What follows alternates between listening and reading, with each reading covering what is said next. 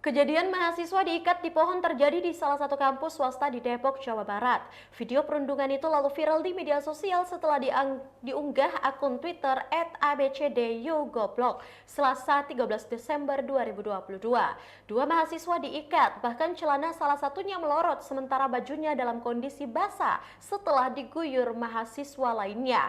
Dari informasi, salah satu mahasiswa itu adalah pelaku pelecehan mahasiswi di kampus yang sama. Leher dari mahasiswa itu dikalungi sepatunya. Selain mahasiswa lain, dalam video itu juga terlihat ada para petugas satpam. Namun para satpam itu tak mampu menghentikan penghakiman yang dilakukan para mahasiswa. Terlihat seorang mahasiswi mencekoki mahasiswa terduga pelaku pelecehan seksual itu dengan air kencing yang ditaruh di botol minum. Si akun yang mengunggah video tersebut menuliskan keterangan menyayangkan aksi main hakim sendiri itu.